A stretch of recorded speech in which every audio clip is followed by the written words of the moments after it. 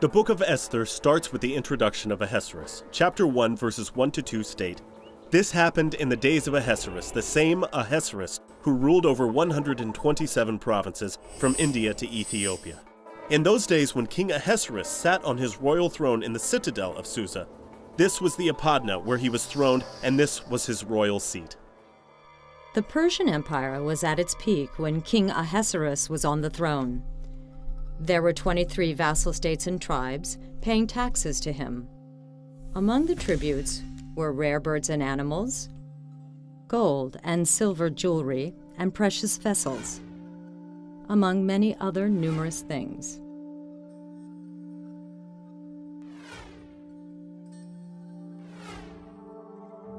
King Ahasuerus was referred to as Xerxes I or Xerxes the Great in Persian history.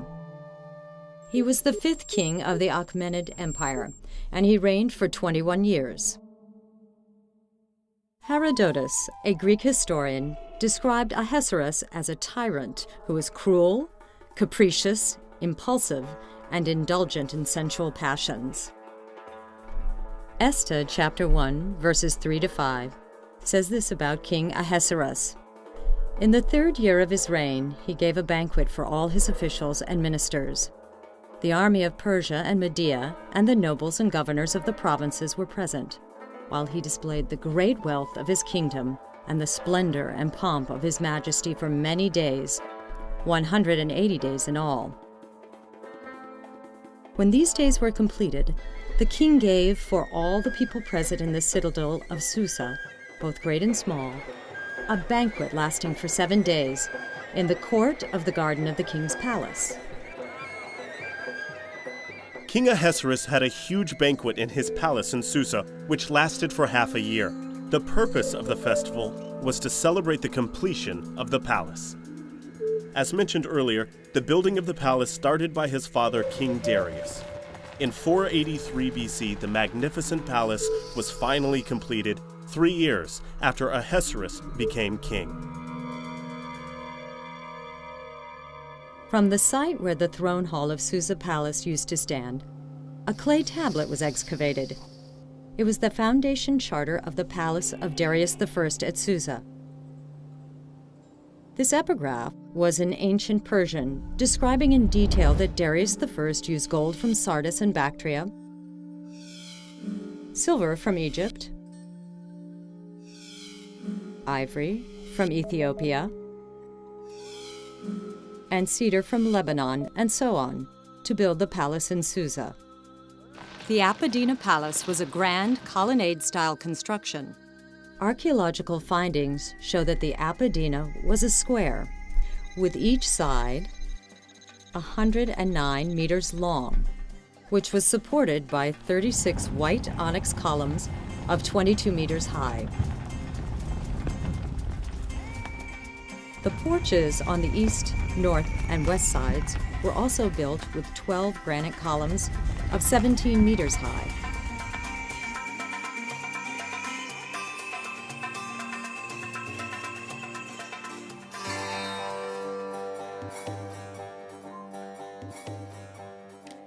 It is written in Esther chapter 1 that there were white and blue curtains fastened with white and purple cords to the silver rings embedded in marble pillars. The ground was covered with red, white, yellow, and black marble. All the cups and plates on the tables were made with shiny, pure gold and pure silver. As was described in Esther chapter 1, verse 7, drinks were served in golden goblets, goblets of different kinds. This demonstrates how rich the Persian Empire was at that time.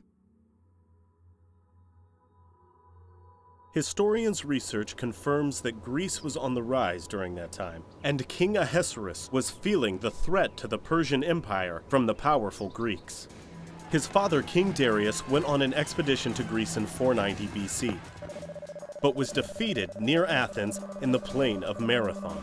There is an ancient saying that says the son revenges for the father's grudge. King Ahasuerus wanted to gather all his military and government officials from all over the territory to Susa through this banquet to discuss the grand plan of taking over Greece. Around the time when this half-year-long banquet was about over, King Ahasuerus got drunk and suddenly wanted to show off his beautiful wife. He told the eunuchs to invite Queen Vashti to come and meet with his honored guests and officials. This is the site of the royal residence palace in Susa. It's written in Esther chapter 1, verse 9 that Queen Vashti also gave a big banquet inside the royal palace for the women guests. Vashti means beautiful. She might have been born a Persian princess, but Vashti refused to come at the king's command to appear in front of the king and his court. In fact, Vashti was not being unreasonable when she refused to obey the king's command, since Persian tradition requires that women should not flaunt their beauty in public. However, her refusal of the king's invitation caused turmoil in the palace. King Ahasuerus was furious. It is written in Esther chapter 1 verses 13 to 20 that nobles who were with King Ahasuerus advised him that the queen's refusal had wronged not only the king, but also every noble and citizen throughout his empire. As a result, King Ahasuerus dismissed Queen Vashti as recorded in Esther chapter 1 verse 19. Vashti is never again to come before King Ahasuerus, and let the king give her royal position to another who is better than she.